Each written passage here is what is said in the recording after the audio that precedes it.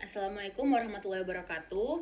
Saya Jahar Nabila, NPM 22233, kelas C, di mana kali ini saya akan membuat tugas video resume tentang novel Islam dan Iptek untuk mata kuliah Islam dan Iptek sebagai tugas akhir atau tugas UAS. Jadi di video kali ini saya akan meresume sebuah novel yang penulisnya merupakan A.R. Sohibul Ulum. Jadi yang pertama saya akan menceritakan kisah penulis secara singkat. Jadi A.R. Sohibul Ulum ini beliau dilahirkan di Purwodadi, Grobogan, Jawa Tengah, di mana beliau merupakan penulis buku-buku agama yang lumayan populer. Nah, beliau ini sudah banyak menulis karya-karya tentang agama Islam.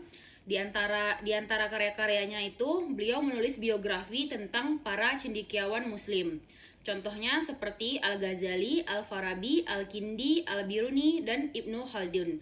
Di mana kali ini saya akan mereview atau meresume buku beliau tentang Al-Kindi, Kisah Hidup Bapak Filsafat Arab. Penulis A.R. Sohibul Ulum, penerbit Anak Hebat Indonesia, tahun terbitnya 2023 dengan total jumlah halamannya 108. Jadi yang pertama saya akan membahas sinopsis dari buku Al-Kindi Bapak Filsafat Arab. Jadi Al-Kindi merupakan salah satu ilmuwan muslim yang dikenal sebagai salah satu ilmuwan yang multidisiplin dalam ilmu, di mana beliau dikenal sebagai Bapak Filsafat Arab dikarenakan menurut berbagai sejarawan, beliau berpikir rasional atau menggunakan daya pikirnya untuk meneladani perbuatan-perbuatan Tuhan yang dapat dijangkau oleh kemampuan manusia.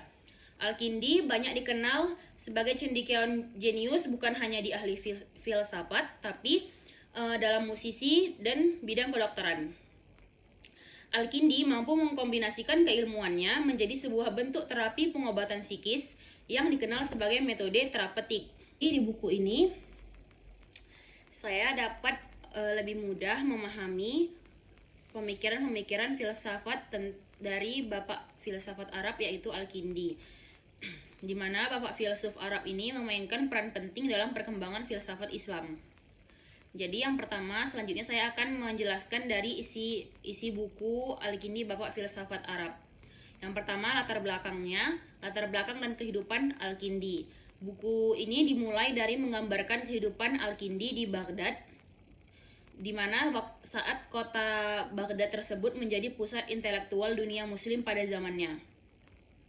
Al-Kindi dengan nama lengkapnya Abu Yusuf Ya'qub Ibnu Ishaq Ibnu Sabbah Ibnu Imran Ibnu Ismail Al-Ashad Ibnu Qais Al-Kindi. Beliau lahir di Kufah, Irak, tahun 801 Masehi. Al-Kindi lahir dari keluarga bangsawan, terpelajar, dan kaya. Ismail Al-Ashad Ibnu Qais, yaitu buyutnya, telah memeluk Islam pada masa Nabi dan menjadi sahabat Rasul. Al-Kindi melewati masa kecilnya di Kufah dengan menghafal Al-Quran, mempelajari tata bahasa Arab, kesastraan Arab, dan ilmu hitung. Para sejarawan memberi julukan kepada Al-Kindi sebagai filosof Arab disebabkan karena beliau merupakan satu-satunya filosof muslim keturunan Arab asli yang bermoyang kepada Ya'qub Ibnu Qahtan yang bermukim di kawasan Arab Selatan, di mana Al-Kindi termasuk filosof Islam yang sangat produktif. Beliau telah menulis banyak karya yang meliputi berbagai macam bidang ilmu. Kontribusi-kontribusi dalam filsafat yang dituliskan dalam buku ini, di mana penulis menguraikan pemikiran filosofis Al-Kindi, termasuk cara pandangnya terhadap metafisika, logika, dan epistemologi. Al-Kindi dikenal karena usahanya menggabungkan filsafat Yunani dengan tradisi pemikiran Islam. Pemikiran tentang jiwa dalam filsafat Al-Kindi banyak dipengaruhi oleh ide-ide Aristoteles, Plato, dan Plotinus, di mana banyak karya-karya para filsuf Yunani diterjemahkan dalam bahasa Arab. Yang paling banyak merupakan karya Aristoteles dan Plotinus. Al-Kindi mendefinisikan jiwa sebagai kesempurnaan awal bagi fisik yang bersifat alamiah, mekanistik, dan memiliki kehidupan yang energik, atau kesempatan fisik alami yang mempunyai alat dan mengalami kehidupan, di mana definisi tersebut digagas oleh Aristoteles. Selain itu, Al-Kindi juga menyebutkan definisi yang bersumber dari Plato dan Plotinus, yaitu elemen yang mempunyai kehormatan, kesempurnaan, berkedudukan luhur, dan substansinya berasal dari substansi Sang Pencipta, di mana definisi tersebut dialamatkan pada jiwa rasional yang disebut Al-Kindi sebagai al-nafs al-natiqah. Selain itu, pemikiran matematis dan ilmiah Al-Kindi. Jadi, selain pemikiran filsaf dari Al-Kindi, Al-Kindi juga banyak membahas kontribusi dalam matematika dan ilmu pengetahuan alam, di mana beliau terlibat dalam penelitian tentang angka, geometri, dan fisika, di mana penelitian tersebut mempengaruhi banyak perkembangan ilmu pengetahuan di dunia Islam. Al-Kindi telah menulis banyak karya dalam berbagai disiplin ilmu, dari metafisika, etika, logika, dan psikologi, hingga ilmu pengobatan, farmakologi, matematika, astrologi, dan optik.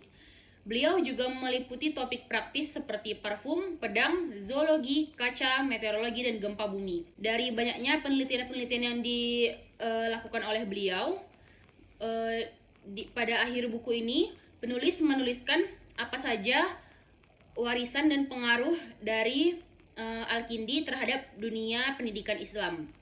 Jadi, penulis mengeksplorasi warisan-warisan Al-Kindi, yaitu karya-karyanya, sebagaimana pemikiran Al-Kindi tersebut berpengaruh pada perkembangan intelektual dan ilmiah selanjutnya.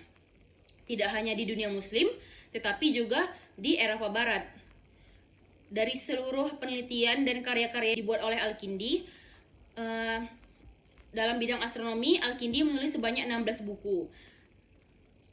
Di antaranya, salah satunya itu ada kitab Al-Manazir Al-Falakiyah, kitab Mahiyatul Falak, kitab Risalah fi Sifatil Istarlab bil Handasah.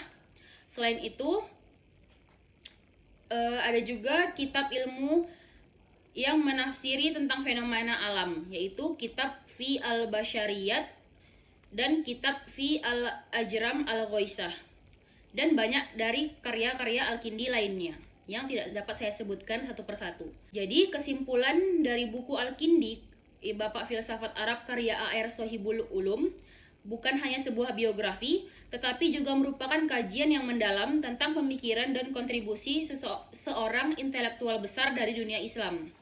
Melalui narasi yang jelas dan analisis yang mendalam, saya sebagai pembaca dapat memahami pentingnya tokoh Islam yaitu Al-Kindi dalam sejarah pemikiran dan bagaimana gagasannya membentuk fondasi bagi perkembangan ilmu pengetahuan baik di dunia Islam ataupun di dunia Eropa. Buku ini saya rekomendasikan bagi pembaca yang tertarik dalam sejarah intelektual, filsafat, dan perkembangan ilmiah, tapi dalam versi Islamnya. Karena di buku ini tersusun secara kronologis dan sistematis, sehingga saya dapat mudah memahami dan membaca tentang biografi Al-Kindi baik dari kecil hingga karya-karyanya. Mungkin hanya itu saja yang dapat saya sampaikan. Lebih dan kurang saya mohon maaf.